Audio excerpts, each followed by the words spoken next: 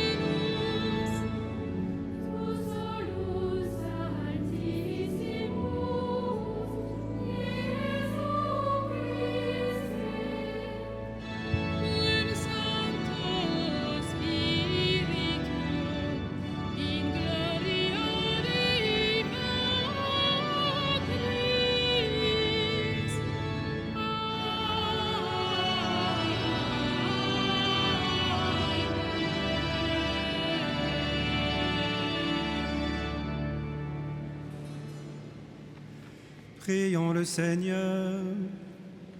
Dieu notre Père, tu as envoyé dans le monde le Verbe de vérité et l'Esprit qui sanctifie, pour révéler aux hommes ton admirable mystère. Donne-nous de professer la vraie foi, en reconnaissant la gloire de l'Éternelle Trinité, en adorant son unité dans sa toute-puissance. Par Jésus-Christ, ton Fils, notre Seigneur, qui vit et règne avec toi dans l'unité du Saint-Esprit, Dieu pour les siècles des siècles.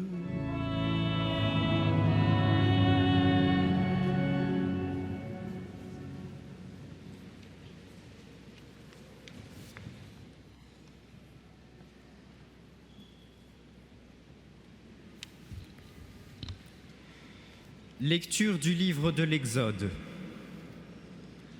En ces jours-là, Moïse se leva de bon matin et il gravit la montagne du Sinaï, comme le Seigneur le lui avait ordonné. Il emportait les 2 tables de pierre. Le Seigneur descendit dans la nuée et vint se placer là, auprès de Moïse. Il proclama son nom, qui est le Seigneur. Il passa devant Moïse et proclama: le Seigneur, Dieu tendre et miséricordieux, lent à la colère, plein d'amour et de vérité. Aussitôt, Moïse s'inclina jusqu'à terre et se prosterna. Il dit: s'il est vrai, mon Seigneur, que j'ai trouvé grâce à tes yeux, daigne marcher au milieu de nous. Oui, c'est un peuple à la nuque raide, mais tu pardonneras nos fautes et nos péchés, et tu feras de nous ton héritage. Parole du Seigneur.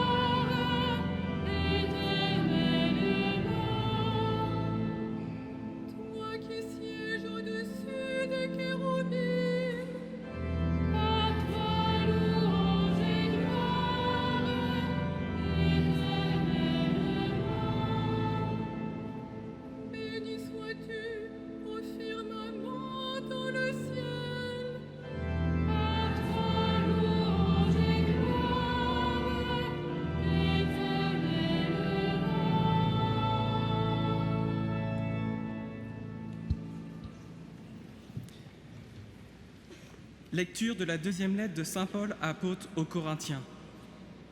Frères, soyez dans la joie, cherchez la perfection, encouragez-vous. Soyez d'accord entre vous, vivez en paix. Et le Dieu d'amour et de paix sera avec vous. Saluez-vous les uns les autres pour un baiser de paix. Tous les fidèles vous saluent. Que la grâce du Seigneur Jésus-Christ, l'amour de Dieu et la communion du Saint-Esprit soient avec vous tous. Parole du Seigneur. Nous rendons grâce à Dieu.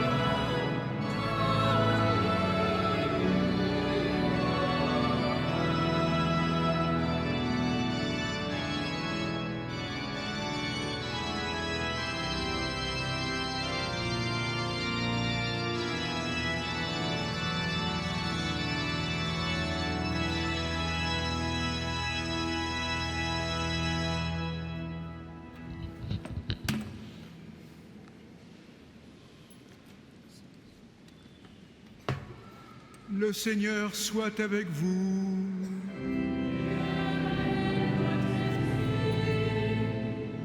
Évangile de Jésus-Christ selon saint Jean.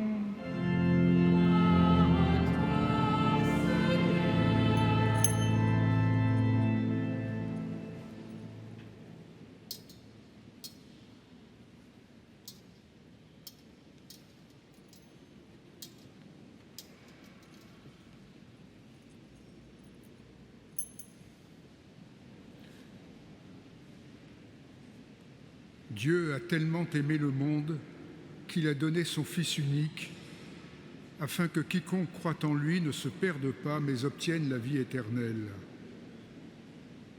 Car Dieu a envoyé son Fils dans le monde, non pas pour juger le monde, mais pour que par lui le monde soit sauvé. Celui qui croit en lui échappe au jugement, celui qui ne croit pas est déjà jugé, du fait qu'il n'a pas cru au nom du Fils unique de Dieu. Acclamons la parole de Dieu.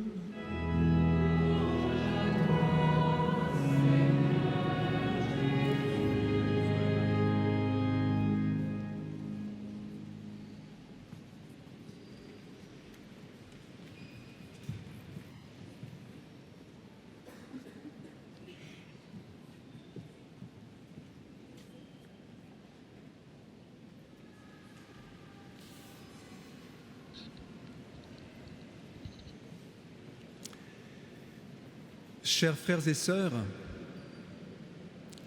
le mystère de la Trinité n'est pas si facile à aborder.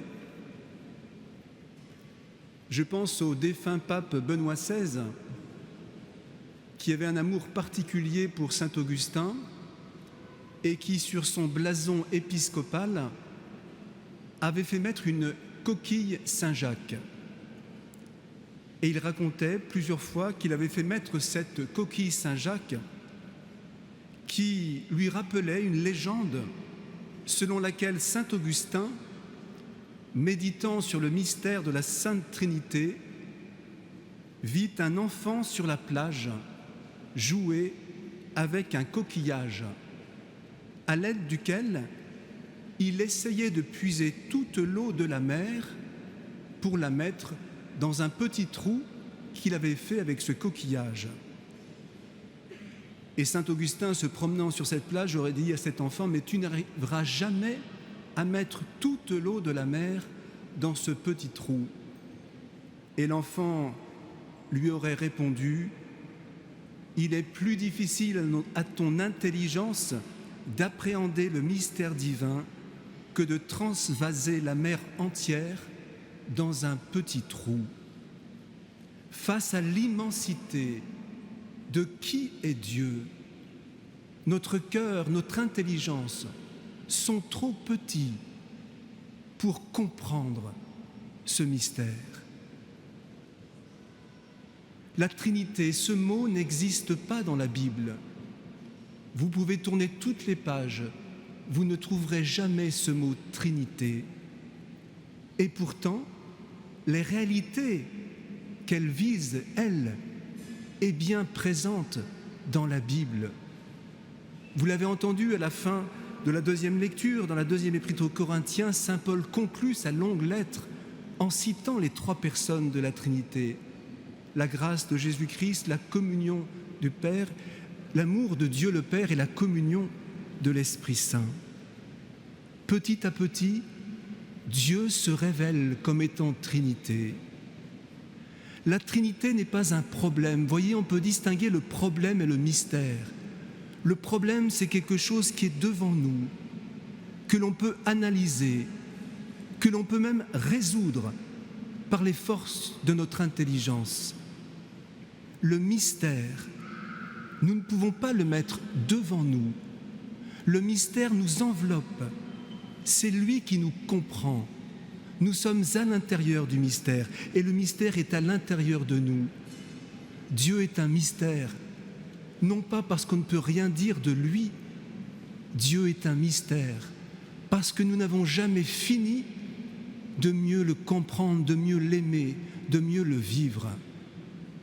Pour le dire d'un mot, parce que c'est important de savoir en qui nous croyons, nous, disciples du Christ, nous chrétiens, quel est notre Dieu ? Qui est notre Dieu ? Notre Dieu est un Dieu d'amour. Notre Dieu est unique. Notre Dieu est unique. Nous ne croyons pas en plusieurs dieux comme un panthéon de dieux différents. Notre Dieu est unique. Il est unique, mais il n'est pas solitaire. Notre Dieu unique est communion. Il est dialogue, il est conversation. Et cela, Dieu lui-même nous le dévoile, nous le révèle petit à petit au cours des siècles. En qui pouvons-nous mettre notre foi, notre confiance ? Frères et sœurs, seul l'amour est digne de foi. Seul l'amour est digne de foi.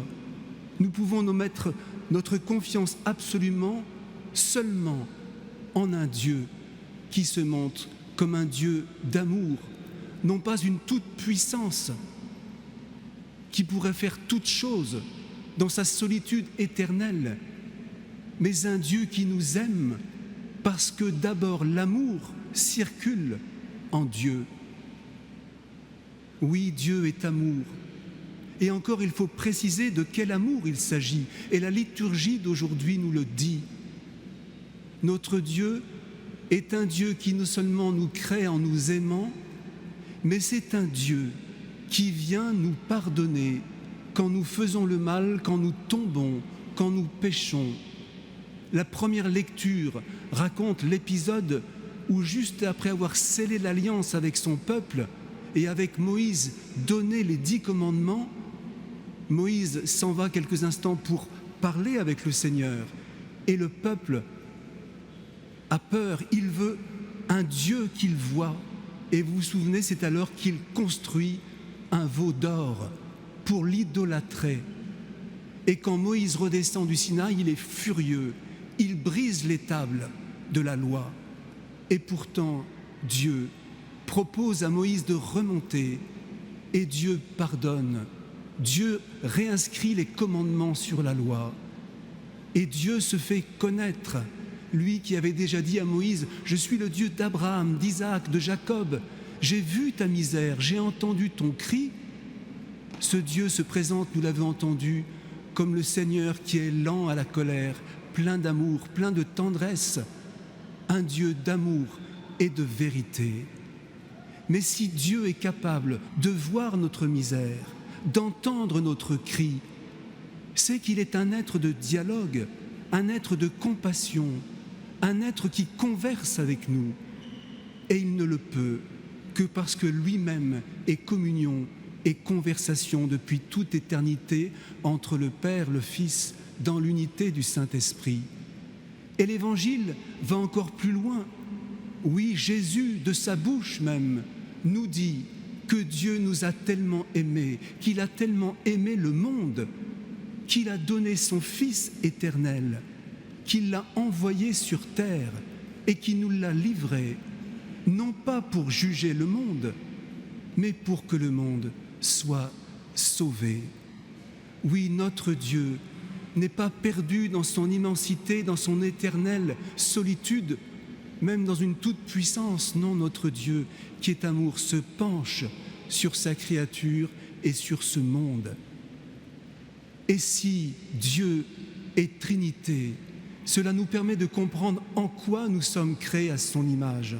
Nous aussi, chers frères et sœurs, nous sommes tous et toutes des êtres de relation. C'est comme inscrit dans notre ADN, dans notre génome, il y a la trace de la Trinité. La meilleure preuve en est que toutes nos joies ou toutes nos peines viennent d'une présence d'amour ou d'un manque d'amour. Lorsque nous aimons, lorsque nous sommes aimés, nous sommes dans la joie, dans la paix, même s'il y a des souffrances. Nous nous épanouissons, nous devenons ce pourquoi nous sommes faits. Quand nous sommes mal aimés, quand nous sommes trahis par ceux que nous aimons, cela nous détruit, cela nous casse, parce que nous ne sommes pas faits pour cela. Nous sommes des êtres de dialogue qui avons tant besoin d'échanger. Et c'est parce que les chrétiens ont reconnu la gloire de l'éternelle Trinité qu'ils sont aussi capables de reconnaître la splendeur de notre humanité.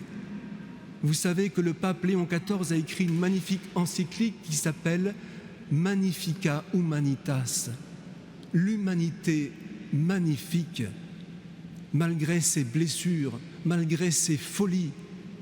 L'humanité est magnifique parce qu'elle est créée à l'image, à la ressemblance d'un Dieu d'amour qui est dialogue. Et c'est précisément pour cela que le pape Léon XIV nous donne de faire attention à l'intelligence artificielle qui peut se présenter comme un Dieu, comme une surpuissance, mais qui au fond comporte un grand mensonge, c'est de nous faire croire que nous puissions dialoguer avec l'intelligence artificielle. L'intelligence artificielle est surpuissante en calcul, en recueil de données, en analyse, mais il n'y a personne derrière, même si elle est capable de parler. Et croire que nous pourrions remettre notre vie à quelque chose qui est personne, c'est cela qui est terrible et qui est si dangereux. Notre magnifique humanité a besoin d'être protégée, en particulier pour que nous, êtres de chair et de sang, nous puissions continuer à échanger, à dialoguer. L'intelligence artificielle ne se fatigue jamais, elle ne souffre jamais, elle ne se réjouit jamais, elle n'a pas d'émotion, pas d'affectivité, elle ne pardonne jamais parce qu'il n'y a aucune miséricorde. C'est tout le contraire de notre Dieu qui se révèle tendre, miséricordieux, lent à la colère et plein d'amour. Préservons la gloire et la splendeur de la Sainte Trinité pour protéger notre humanité magnifique.